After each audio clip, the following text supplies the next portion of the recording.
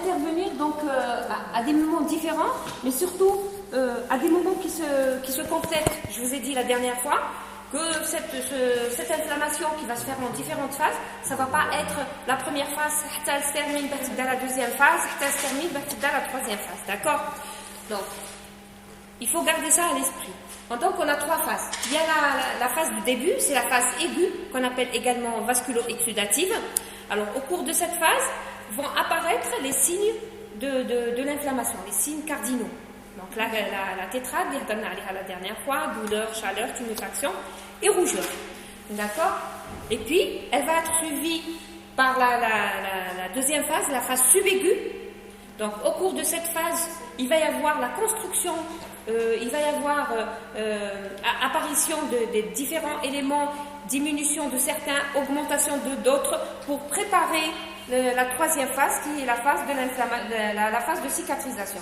J'avais insisté la dernière fois sur le fait que cicatrisation était restitution intégrale et que la présence d'un signe d'une cicatrice au niveau de la peau, par exemple, on prend comme exemple la peau, d'une lésion, la présence d'une cicatrice signifie que la cicatrisation s'est mal déroulée et qu'elle a évolué vers la chronicité.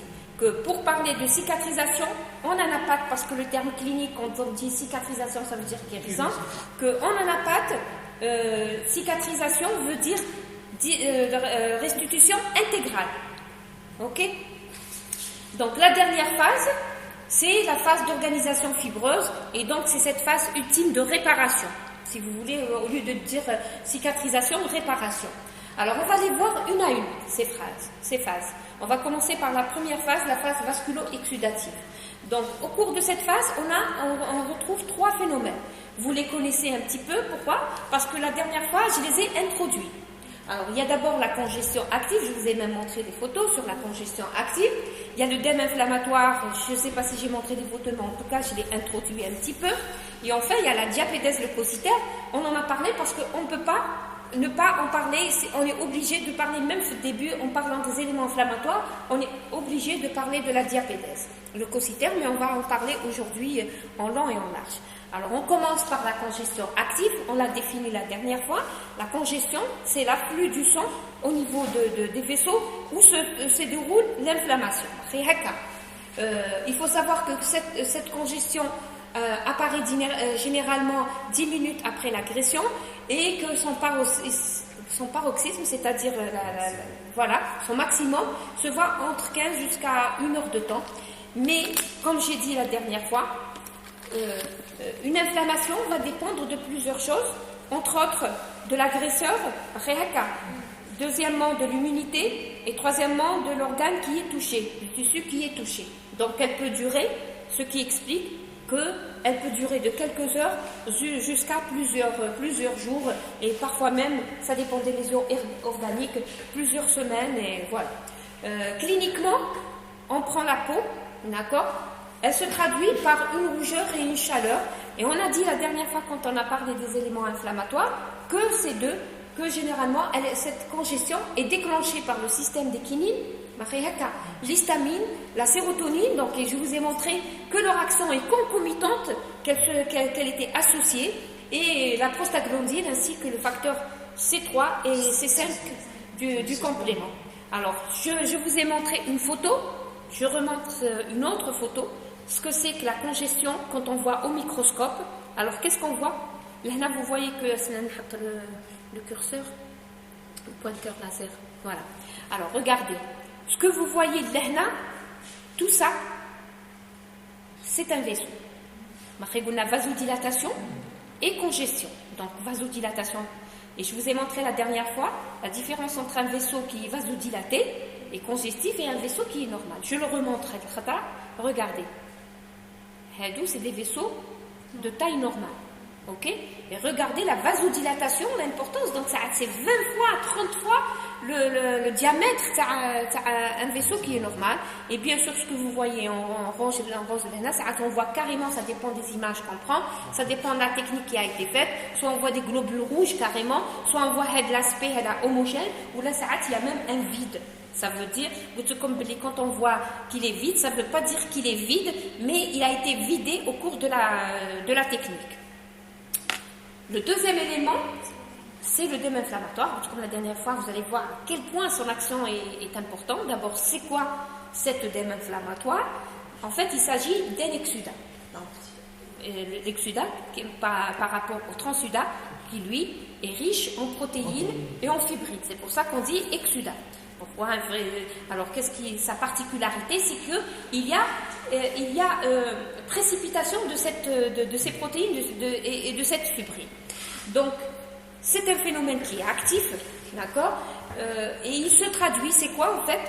C'est le plasma, l'œdème inflammatoire, il se trouve dans le plasma, et donc il traverse les vaisseaux, donc il se trouve dans le sang, et il traverse les vaisseaux pour aller vers le tissu où se trouve l'inflammation. Pourquoi? Parce qu'il a une action bien spécifique. Alors, bien sûr, il est lié à l'augmentation de la perméabilité vasculaire. On a dit la dernière fois, on a énuméré tous les éléments qui entraînent une augmentation de la perméabilité. Vous avez vu que la plupart des éléments ou des substances chimiques qui sont sécrétées entraînent une action sur la perméabilité vasculaire. Pourquoi? Parce que cette perméabilité est importante, étant donné que c'est grâce à elle qu'il y a passage des différents éléments du sang vers le tissu où a lieu l'inflammation pour qu'il y ait réparation. C'est ça le but en fait. Alors, Wishiwa, donc d'abord une autre image pour vous montrer. Regardez, c'est un tissu où a lieu l'inflammation.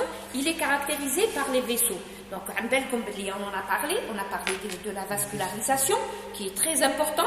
Et je vous ai dit que plus le tissu est vascularisé, plus rapidement sera la réparation.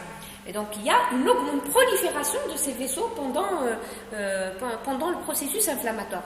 Tout ce que vous voyez, les cavités que vous voyez, en fait, ce sont des vaisseaux. Qu'est-ce que vous voyez à l'intérieur? Des leucocytes qui sont reconnaissables par leur aspect en aile de papillon, très bien, voilà, donc il se trouve là dans la lumière.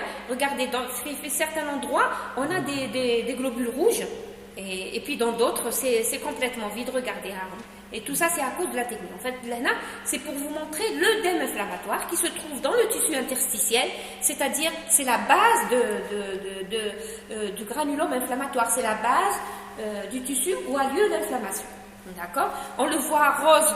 Pourquoi on le voit rose? Parce que là, la précipitation de la protéine entraîne cet aspect rose, et de la fibrine aussi. La fibrine, il faut savoir qu'au microscope, on la voit rose, de couleur rose. Voilà. Wishiwa, l'action, c'est quoi son action au niveau du processus inflammatoire? Elle est très importante. Pourquoi? Parce que quand il y a passage de ce liquide, qu'est-ce qui va se passer? En premier lieu, c'est qu'il va y avoir dilution des produits libérés par les toxines qui sont libérées par les bactéries, etc. Donc, qui quelque chose de concentré et vous mettez de l'eau. C'est exactement pareil. Donc, vous diluez. En plus de ça, votre combiné, il est riche en protéines et en fibrines. Il va y avoir une précipitation de cette fibrine et de ces protéines et qui vont se précipiter de façon à former une barrière tout autour du tissu où a lieu l'inflammation. Alors, cette barrière, elle a une double action. Premièrement, empêcher la propagation de l'inflammation vers les tissus de voisinage. Et deuxièmement, en mettant une barrière, on augmente la concentration. Il y a une augmentation de la concentration des immunoglobules qui sont sécrétés au niveau du lieu de l'endroit où a lieu l'inflammation. D'accord? Alors, il faut savoir aussi qu'il a une autre action, c'est que l'œdème inflammatoire va entraîner un ralentissement de la circulation.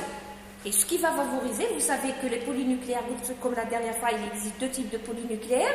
Il y a les polynucléaires qui se trouvent juste à côté de la paroi et les polynucléaires qui sont circulants. Donc, quand la circulation diminue, ça favorise la diapédèse, donc la diapédèse qui est l'attraction de ces polynucléaires qui vont se plaquer contre les vaisseaux pour pouvoir passer et jouer leur rôle au niveau de la zone où a lieu l'inflammation. Est-ce que vous avez compris? Je continue. Donc, comme je vous ai montré une image, le dème inflammatoire apparaît soit clair, qui lit de l'eau, quand on le voit au microscope, c'est un tissu qui est clair, ou bien rosé, ça dépend s'il y a une précipitation des protéines et de la fibrine, on le voit rosé. Troisième phénomène, c'est la diapédèse leucocytaire. Donc la dernière fois, on a deux choses, la diapédèse ou la chimiotaxis. Donc il ne faut pas confondre les deux phénomènes. La diapédèse, c'est le passage des polynucléaires à travers la paroi des vaisseaux, alors que le chimiotaxis, c'est l'attraction des éléments inflammatoires, donc des polynucléaires et des monocytes, autour des vaisseaux pour qu'ils puissent passer. Donc la diapédèse, c'est la migration des leucocytes hors de la circulation vers le tissu où a lieu l'inflammation. Il faut savoir que c'est un phénomène qui également va débuter très tôt, on le comprend. On comprend qu'il débute très tôt parce que c'est grâce à ces éléments que commence vraiment le phénomène inflammatoire. Et cette diapédèse va se dérouler en plusieurs étapes. Ce qui m'a à peu près la phagocytose, j'ai envie de dire. Alors, je vois les différentes étapes. Il y a premièrement la disposition. Premièrement, la disposition de ces éléments, donc des leucocytes, en file indienne, ils vont se déposer tout autour de la paroi. Et puis, il va y avoir la margination, qui est la formation de pseudopodes. Donc, ces leucocytes vont former des pseudopodes pour s'invaginer entre les cellules endothéliales pour pouvoir traverser cette paroi. Bien sûr, ceci ne peut pas se faire s'il n'y a pas une augmentation de la perméabilité de la paroi. Donc, vous voyez que tout est lié. Tous ces éléments sont liés les uns par rapport aux autres. Donc, cette augmentation de la perméabilité va permettre aux polynucléaires de traverser la paroi pour arriver au niveau de tissu où a lieu l'inflammation. Alors, il faut savoir que quand ils traversent, d'abord, il reste un petit moment autour des vaisseaux. Donc, c'est ce qu'on dit, un manchon périvasculaire. C'est ce qu'on appelle un manchon périvasculaire. Donc, ils traversent les uns après les autres, et vous allez voir des images, mais c'est quelque chose de très important, c'est des centaines de polynucléaires. Il ne faut pas croire que c'est un ou deux, c'est des centaines de polynucléaires qui traversent, et puis qui se disposent d'abord en mangeant tout autour des vaisseaux, et après, ils vont se disperser petit à petit pour aller vers tout le territoire où a lieu l'inflammation pour activer ces polynucléaires. Voilà. Donc, je vous montre quelques images concernant ce passage. Alors, Heda, c'est un vaisseau, Lehna, c'est la paroi, d'accord? Et puis, vous avez Lehna, la lumière, ce que vous voyez vide, d'accord? Hadiya, la paroi du vaisseau, en fait. Hadiya, la paroi du vaisseau, avec les cellules endothéliales, comme la dernière fois, je vous ai dit que quand il y a une agression, qu'est-ce qui se passe? Elles se gonflent, elles sont activées. Et quand elles se gonflent, quand elles sont activées, elles vont activer d'autres éléments, entre autres le facteur 12, le facteur de Hagman, qui est à l'origine de la coagulation. Donc elles vont s'activer, elles vont gonfler, et puis vous avez les polynucléaires que vous reconnaissez, l'ENA, parce qu'ils ont un aspect en aile de papillon, qui se disposent en file indienne, regardez, comme un film, les uns derrière les autres, pour pouvoir traverser quand il y a une modification de la perméabilité de la paroi. Donc, c'est une image par un microscope électronique, donc vraiment très grossi. Vous voyez la paroi, ça les vaisseaux, avec les cellules endothéliales qui sont vraiment turgescentes, qui sont gonflées. Et puis vous voyez les polynucléaires, on les voit bien, qui ont traversé la paroi et qui commencent à s'accumuler tout autour de ces polynucléaires. Je vous montre, c'est l'image microscope électronique. C'est la vraie vie, j'ai envie de dire, c'est l'image qu'on voit au microscope. Quand je mets une lame sur le microscope, c'est ce que je vois. D'accord? Regardez. C'est le tissu où a lieu l'inflammation. Ce qu'on constate d'abord, ce qui nous frappe, c'est l'importance de nombre de vaisseaux. regardez, qui sont de taille très augmentée très souvent. C'est un vaisseau. Et puis à côté, vous avez un autre vaisseau. Et puis vous avez à côté des petits vaisseaux qui viennent de naître. D'accord? Regardez là, un autre vaisseau, tout ça, c'est des vaisseaux. Et puis vous voyez les petits grains. Les petits grains, c'est les polynucléaires. Vous voyez qu'il y a à l'intérieur de la lumière. Et puis vous voyez qu'ils sont dans le tissu interstitiel. Alors, une autre image, un fort grossissement, c'est un vaisseau. Ce que vous voyez en rose, ce sont les globules rouges.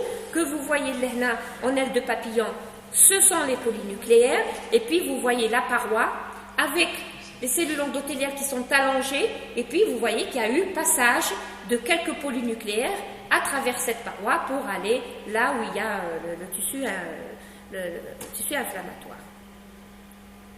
La deuxième phase, c'est la phase cellulaire.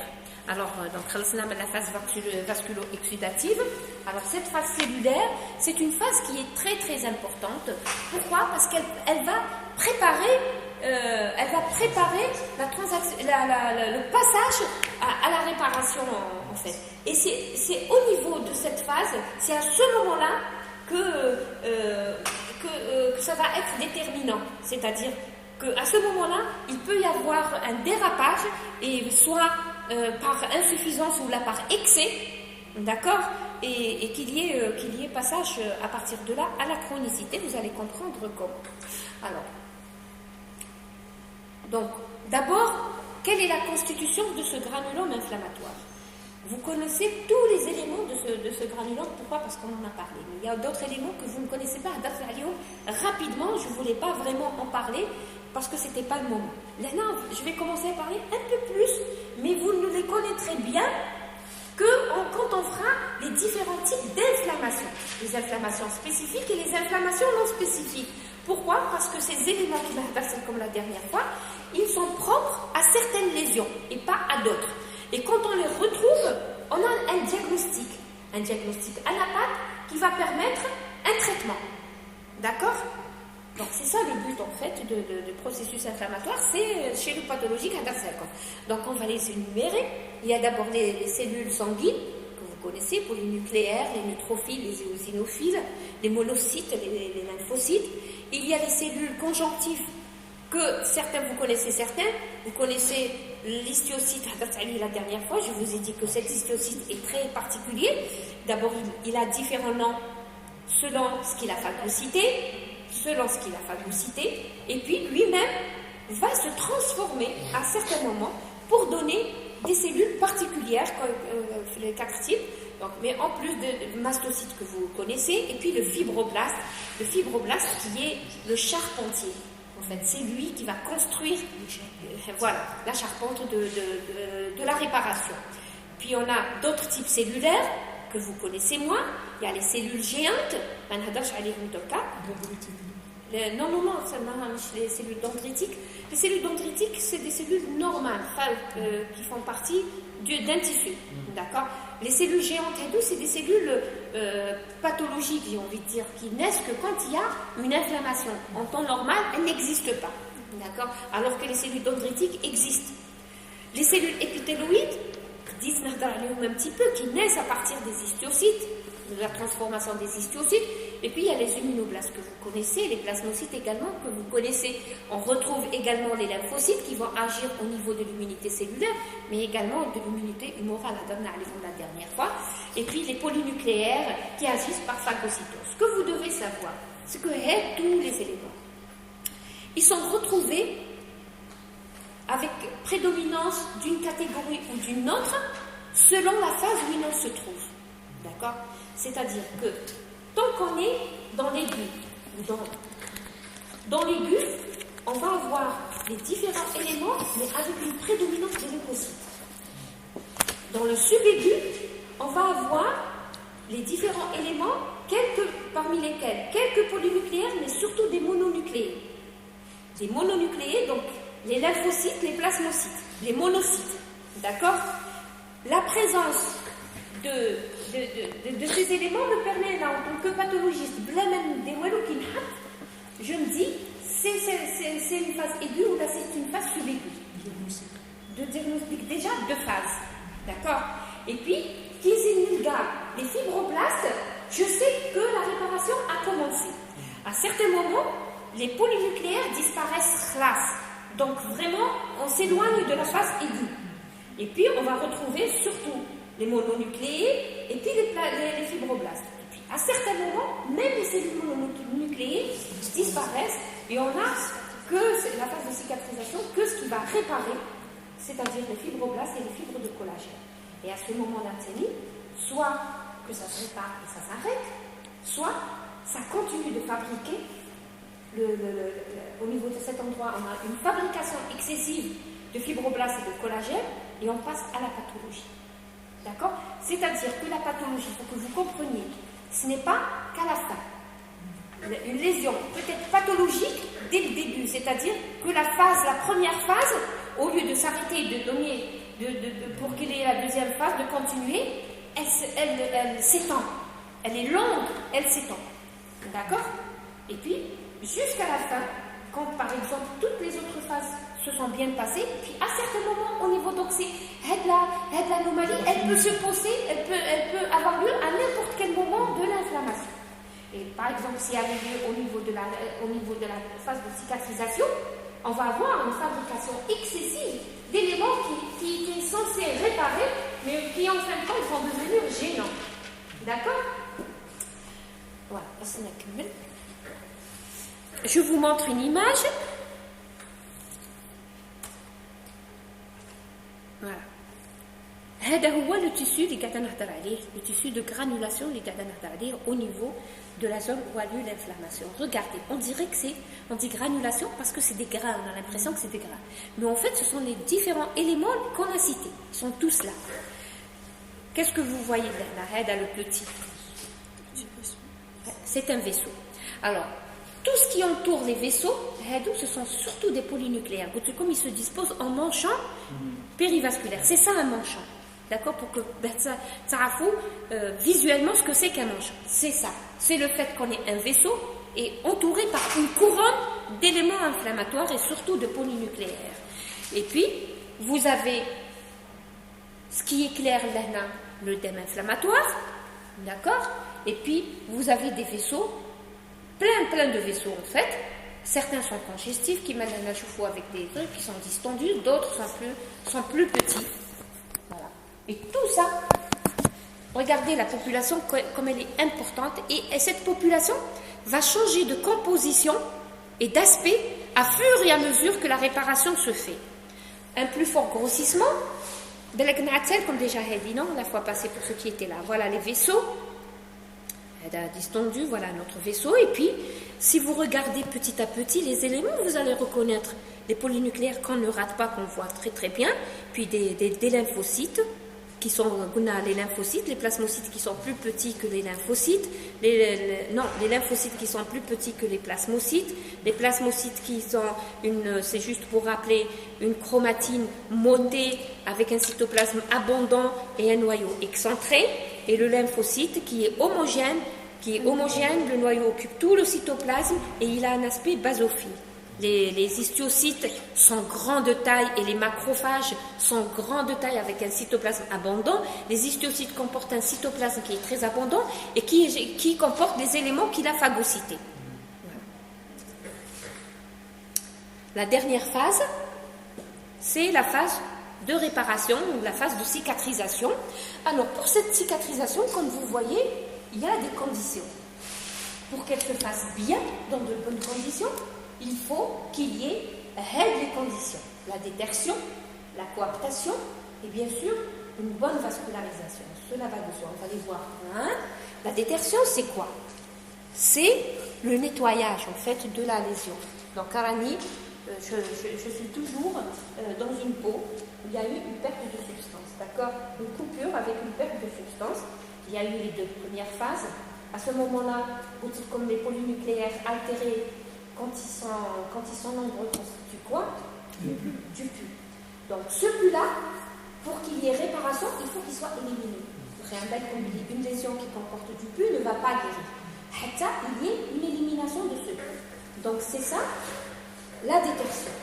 La détertion, c'est l'élimination du produit de nécrose. Ce nécrose, qu'il soit tissulaire ou cellulaire, du pus ou l'un des cellules mortes. Mais il faut qu'elles soient éliminées. Il y a deux types de détertion. Il y a la détertion interne, il y a la détertion externe. Alors, c'est quoi la détertion interne? La détertion interne, c'est que au niveau de cette lésion, l'organisme n'a pas besoin d'un apport extérieur, c'est-à-dire que ce sont les cellules, les polynucléaires, les macrophages, qui vont arriver à détruire, à éliminer, à nettoyer la lésion. Elle ne se voit que dans les petites lésions. D'accord? Et puis, il y a la détertion externe, où le produit est tellement abondant, et en plus de ça, très souvent ce produit est assez solide, parce qu'il y a plusieurs types de nécrose, elle est belle comme les lésions élémentaires de la cellule.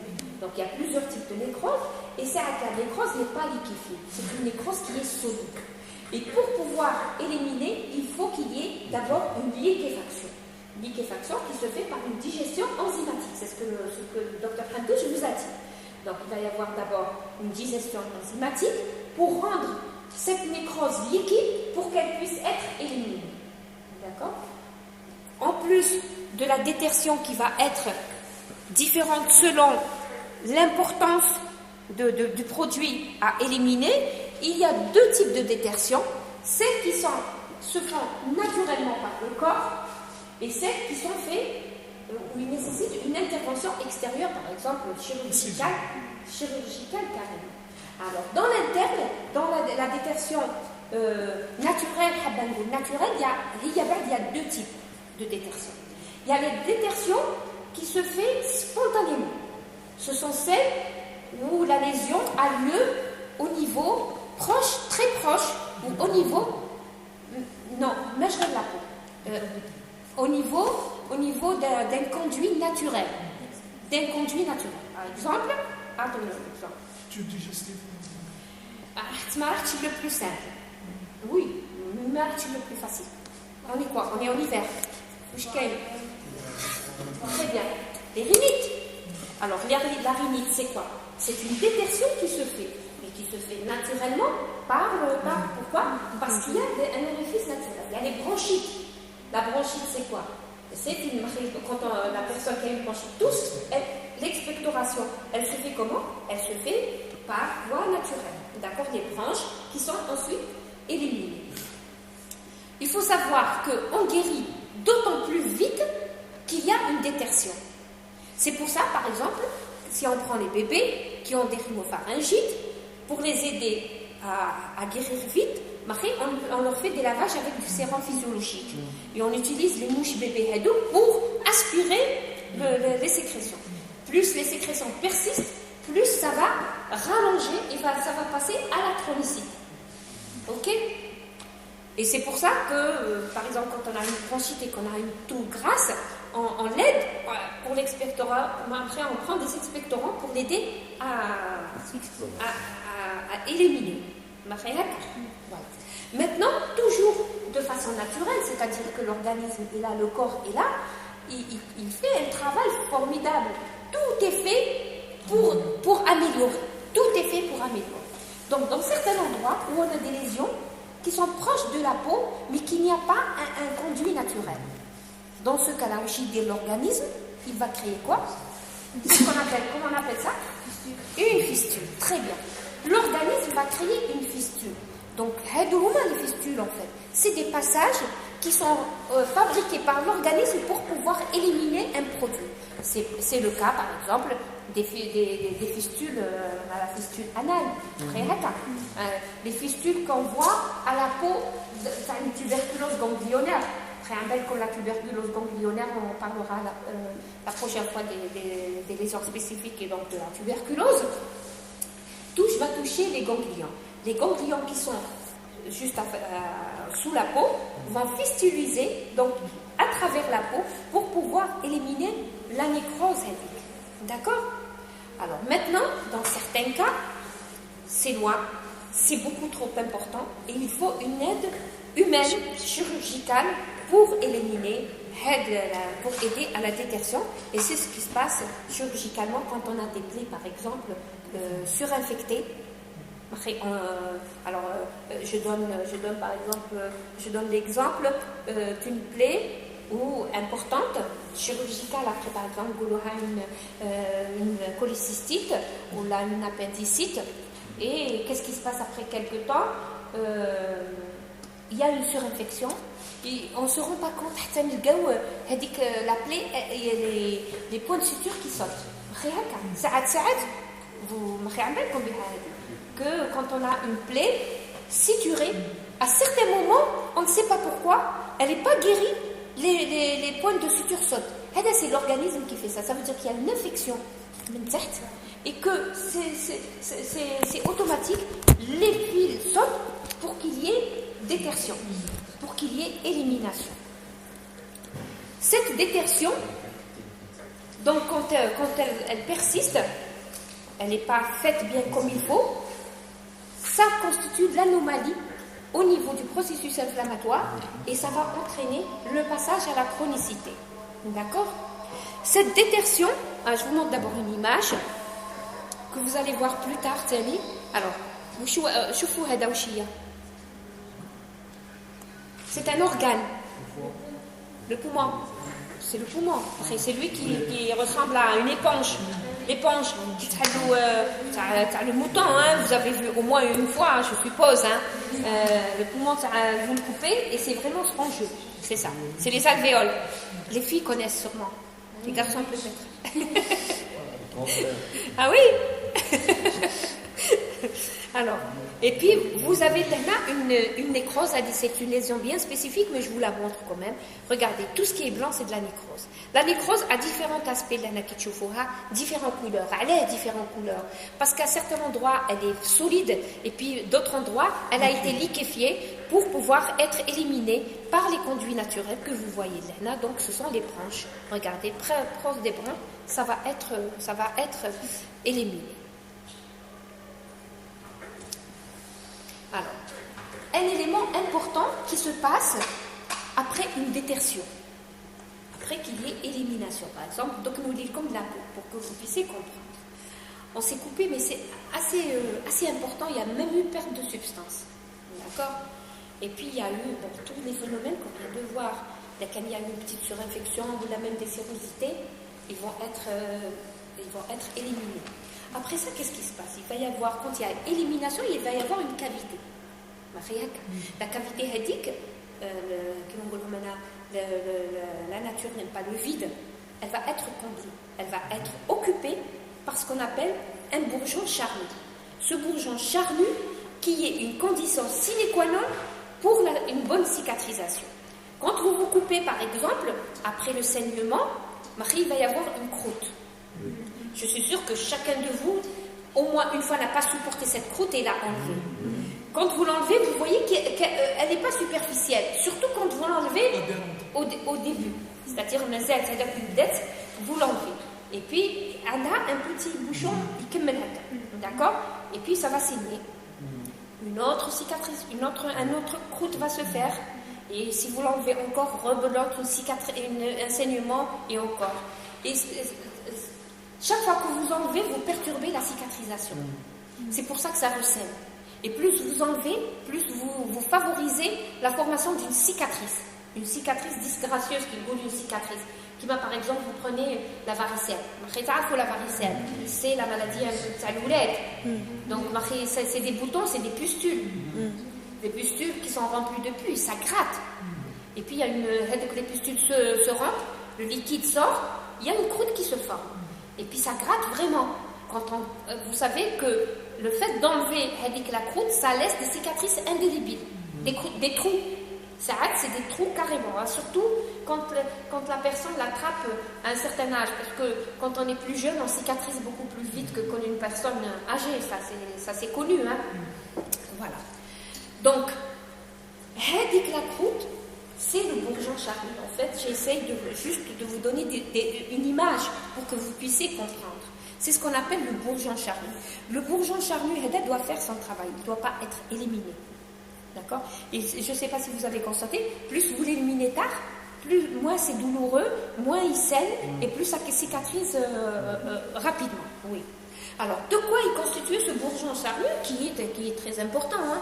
Il est constitué d'abord par une substance, quand on le prend et on analyse, je le coupe, on laisse le microscope, on chauffe, on choisit le bourgeon charnu.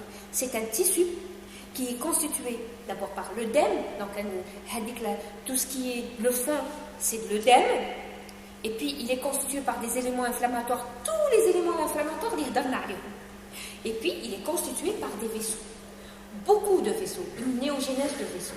Ces vaisseaux vont avoir une disposition particulière. Comme on a dit, c'est pour faire un diagnostic différentiel avec autre chose. D'accord? Donc, des vaisseaux qui se disposent, vous allez voir des images, qui se disposent de façon anarchique au centre, c'est des petits vaisseaux, ils sont disposés pêle-mêle, et puis plus on va vers la surface, plus ils vont avoir une disposition particulière, ils vont s'étendre en éventail. Qui m'a un éventail? C'est-à-dire, et puis les vaisseaux ils vont se disposer de la longueur, vous allez voir des images, de la longueur, et ils sont perpendiculaires à la surface. D'accord? Allez, pourquoi tous ces détails? Tous ces détails, parce que le bourgeon charnu, il pose un problème de diagnostic différentiel avec une tumeur vasculaire, qui est l'angiome. L'angiome qui est constitué de vaisseaux. L'angiome, généralement, est une tumeur de naissance. D'accord? C'est une tumeur de naissance. Donc l'angiome, contrairement au bourgeon charnu, les vaisseaux terreaux ne se dispersent pas à la surface en éventail et n'ont pas cet aspect perpendiculaire. C'est des amas de vaisseaux les uns à côté des autres. Donc le bourgeon charnu, il est tellement hypertrophique que le chirurgien ou le plasticien l'enlève comme si c'était une tumeur. Et donc là, pour faire la différence entre une tumeur, une vraie tumeur qui est la tumeur vasculaire qu'on appelle angiome, et un bourgeon charnu qui est constitué essentiellement de vaisseaux, la différence est dans la disposition de ces vaisseaux. Donc, en plus de ça, donc en plus des vaisseaux, dans le tissu interstitiel, au sein de cet œdème, on a les éléments litafo. Je vous montre. Je vous montre d'abord, il y a une image schématisée. Parce que entre ce qu'on décrit et ce qu'on voit vraiment au microscope, c'est pas tout noir ou tout blanc qui m'a fait la description. Généralement, c'est pas aussi objectif que ça. D'accord? Regardez. La description que je viens de faire. Donc, un tissu, le tissu, un fond œdémateux, ce que vous voyez en blanc, des éléments inflammatoires, c'est les points, les différents points que vous voyez, et puis toutes les fentes c'est des vaisseaux. Ce que vous voyez là, ce sont des vaisseaux qui sont disposés anarchiquement, et puis plus vous allez vers la périphérie, les vaisseaux sont perpendiculaires, ils sont allongés et ils sont perpendiculaires à la surface. Et ils sont séparés, ils sont dispersés les uns des autres en éventail. D'accord? Donc, à une vraie image qu'on voit au microscope, c'est beaucoup plus relatif. D'accord? Alors, Hadi, c'est le revêtement cutané. Le revêtement cutané, normalement, il compte tout autour de ce tissu. Mais en fait, c'est une lésion. Donc, c'est une perte de substance. Hadi, la perte de substance, c'est que le revêtement cutané disparaît. Une perte de substance qui est remplacée par des dépôts de fibrine. D'accord? Comme il forme une barrière. Une barrière, la barrière de fibrine. D'accord? Et puis, regardez, donc le fond œdémateux, c'est de l'œdème. Tous ces points que vous voyez là, ce sont les éléments inflammatoires. Et puis, vous avez des vaisseaux. Donc, si vous regardez, jusque-là, les vaisseaux sont petits, sont ronds et sont pêle-mêle, disposés pêle-mêle. Et puis, si vous allez vers la surface, regardez, ils sont allongés, perpendiculaires à cette surface. D'accord? C'est bon? Un plus fort grossissement de ce que je viens de dire. La barrière, un exudat fibrinoleucocytaire, donc dépôt de fibrine. Le dème, et puis les vaisseaux là, qui sont allongés. Regardez, plus on va vers la surface, plus ils sont allongés. Un plus fort grossissement de ça, Ben là, je suis dans le centre, l'œdème, d'accord? Les éléments, ce sont les petits points. Et regardez à quel point les vaisseaux sont nombreux. Toutes les fentes que vous voyez, tout ça c'est des vaisseaux. D'accord? Est-ce que vous avez compris? Est-ce que vous voyez là? C'est difficile, c'est pas, je sais que c'est pas évident comme ça, mais vous êtes arrivé à voir par rapport à l'image dessinée.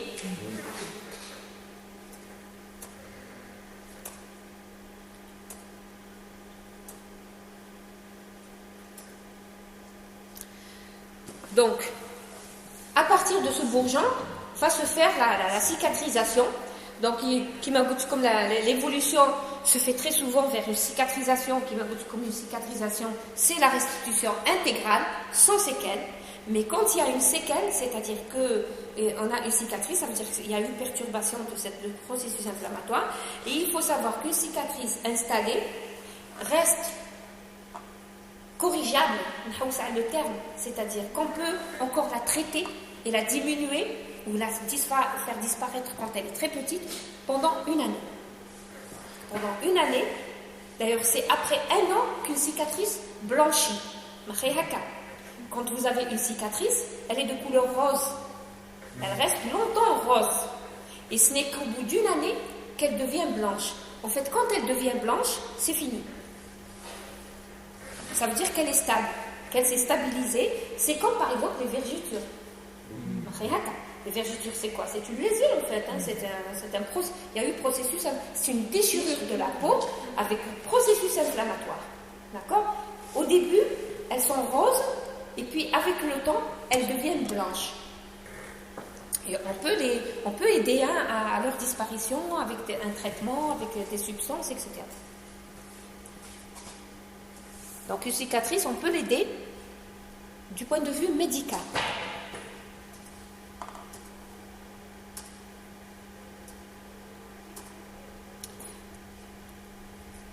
Alors la coaptation, donc le bourgeon chiffre c'est fait, la cicatrisation, fait un moment où ça y est, tout va bien, elle a un processus inflammatoire tout à fait normal, et puis il va y avoir la coaptation. La coaptation, c'est presque la partie finale, c'est le rapprochement des berges. Donc ce rapprochement des berges qui va constituer la cicatrice. Il faut savoir que ce rapprochement peut se faire de deux manières. Soit c'est quelque chose de petit, donc pour des petites coupures, vous pouvez sans cicatriser. Et puis quand c'est important, qu'il y a des interventions chirurgicales, on fait des points de suture, des agrafes, des pansements compressifs, etc., pour qu'ils puissent se faire. Il faut savoir que pour cette coaptation, alors, par exemple, pour vous expliquer certaines choses, on est arrivé au stade de,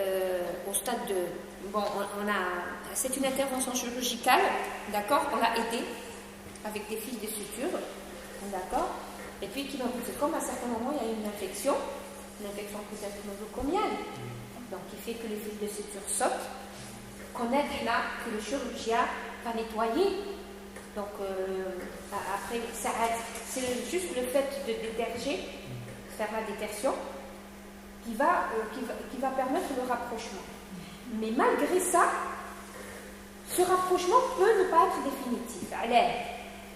Parce que les berges sont guéries. La lésion en profondeur n'est pas guérie, mais les berges sont guéries. Et les berges guéries ne vont jamais se coller.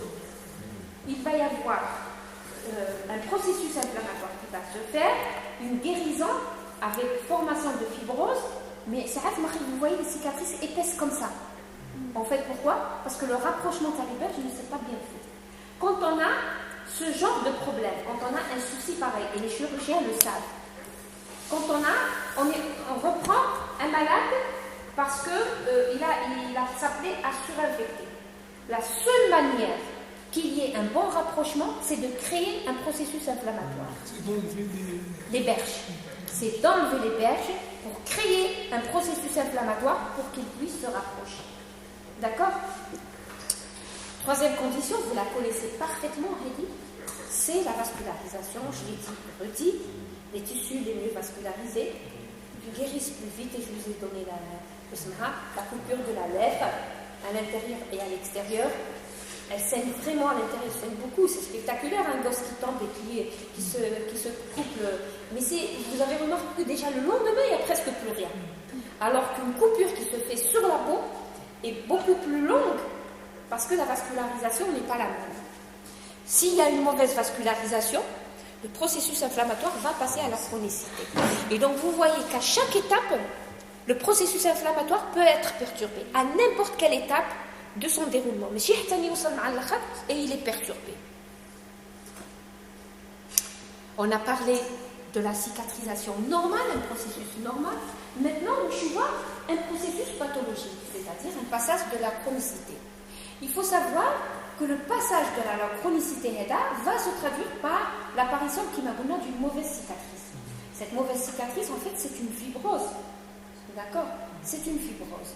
Il faut savoir que cette fibrose peut apparaître au niveau de certains organes, ces organes qui sont constitués par des cellules qui malheureusement ne régénèrent pas. Et c'est le cas de tous les organes nobles.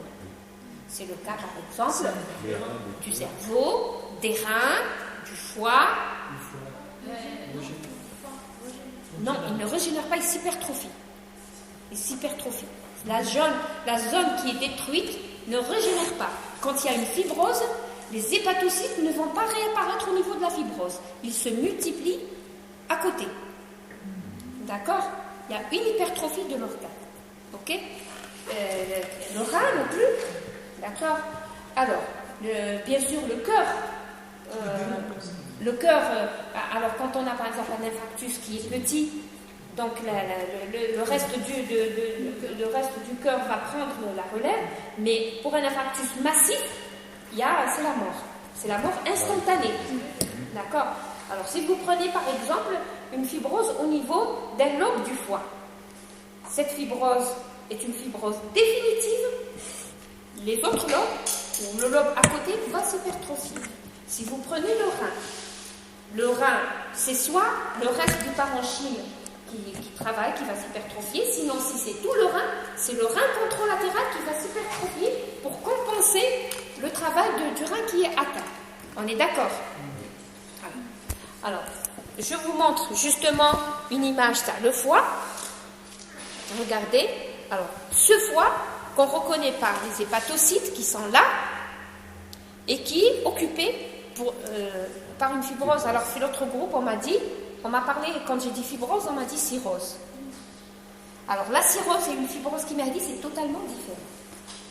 D'accord ? D'abord, une cirrhose est irréversible. Alors, une cirrhose, c'est quoi ? C'est la présence d'une fibrose autour des espaces portes, et cette fibrose va s'étendre, mais entraver, et elle va découper le foie en nodules. Un foie cirrhotique est un foie qui est nodulaire. Pourquoi il est nodulaire ? Parce qu'il a été découpé par de la fibrose. D'accord ? Ou l'ENA, c'est une fibrose qui est massive. Vous savez que les infarctus ne touchent pas que le cœur, que les infarctus touchent tous les organes. D'accord ? Donc, là, regardez, la fibrose, elle ne pourra jamais être réparée et remplacée par des hépatocytes qui sont morts. Alors, qu'est-ce qui va se passer ? Il faut savoir qu'à partir de là, on va avoir deux types de fibroses. On va avoir des fibroses, d'abord selon l'âge de la fibrose. Et on va voir des fibroses selon le type de fibrose. Alors, selon l'âge de la fibrose, on a des fibroses qui sont jeunes et des fibroses qui sont anciennes. Bien sûr, Heidi, c'est une question de période. Alors, une fibrose jeune est une fibrose qui comporte encore quelques éléments inflammatoires mononucléés. D'accord ? La fibrose jeune comporte d'abord une fibrose, c'est quoi ? C'est une fabrication excessive de fibroblastes et de collagène, de fibres de collagène. D'accord ? Alors, dans une fibrose jeune, on a cette fabrication excessive, mais il persiste encore des éléments inflammatoires mononucléés. Plus ça va dans le temps, plus les éléments mononucléés disparaissent et on a le tissu qui est constitué exclusivement de fibroblastes et de fibres de collagène. Et à ce moment-là, alors que dans la fibrose jeune, l'aspect n'est pas très dur, elle est ferme mais pas très dure, une fibrose ancienne va devenir dure. D'accord?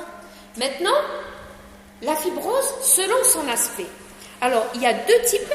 Il y a la fibrose atrophique et la fibrose hypertrophique. La fibrose atrophique, c'est celle qui survient sur les organes nobles. C'est-à-dire qu'il y a une destruction du tissu qui ont été remplacés par cette fibrose. Il va y avoir, pourquoi on dit atrophique? Parce qu'elle va entraîner une rétraction du tissu. Par contre, sur une peau, par exemple, la peau, je prends l'exemple de la peau, c'est la fibrose hypertrophique, c'est une fabrication excessive sur un tissu qui existe déjà. Et donc, elle va avoir un aspect pseudo-tumoral, et c'est ce qu'on appelle une kéloïde. Il faut savoir que les kéloïdes, certaines sont si importantes qu'elles s'opèrent.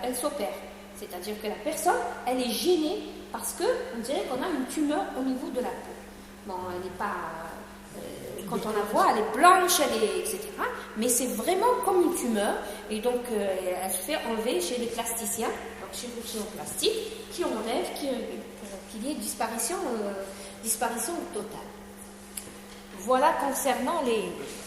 Alors, maintenant, pour finir, parce que khalas là, quels sont les facteurs qui vont influencer, normalement, ça y est, vous avez compris, vous le savez, les facteurs qui vont influencer la cicatrisation. Il y a bien sûr les facteurs locaux et il y a les facteurs généraux.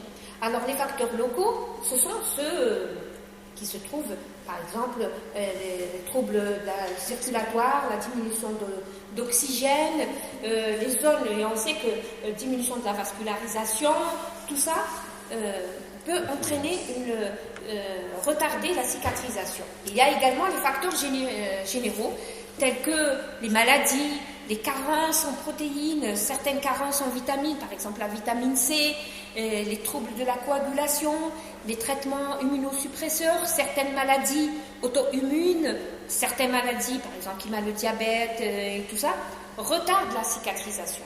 D'accord? Alors par exemple pour les vitamines, j'ai mis vitamine C, mais il n'y a pas que la vitamine C. Je ne sais pas si vous le savez, peut-être que les filles le savent, que la vitamine C favorise la cicatrisation. Je ne sais pas lequel vous êtes touché, vous vous coupez, après vous manipulez le citron, ça brûle, mais ça guérit rapidement. Ça guérit très rapidement. Alors il faut savoir que Bukiri, moi j'ai assisté à ma grand-mère qui utilisait le citron comme produit de beauté, comme produit anti-rides. Alors, il faut savoir qu'avant, c'est des choses, d'ailleurs, qui sont retracées sur Internet, les astuces de grand-mère, vous allez trouver ça. Alors, avant, rien ne se perdait. Quand on coupait un citron, on le pressait pour le boire, ce qui reste, on se frottait les mains. Et ça donne des mains très douces. On se frottait le visage. Ça donne un visage, le citron éclaircit le visage. Et puis, c'est un anti-ride. À tel point qu'il y a quelques années, les produits anti-rides étaient fabriqués à base de vitamine C. Donc c'était la promotion. Donc on disait riche en vitamine C. Par exemple la crème Hadik, elle est riche en vitamine C. Et ça supposait être un élément anti-ride. D'accord? Maintenant ça a été détrôné par l'acide hyaluronique, notre produit, mais il fut un temps pendant 10 ans, tous les produits anti-rides étaient riches en vitamine C. Vous pouvez toujours continuer à utiliser le citron, hein, c'est pas interdit. Voilà. Est-ce que vous avez des questions? Alors, demain, les filles, toutes les filles avec du citron sur les mains, sur le visage.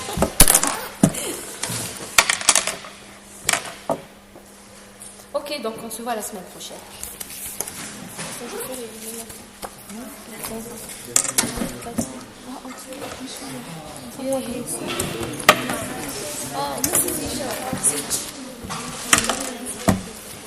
Deuxième مرة.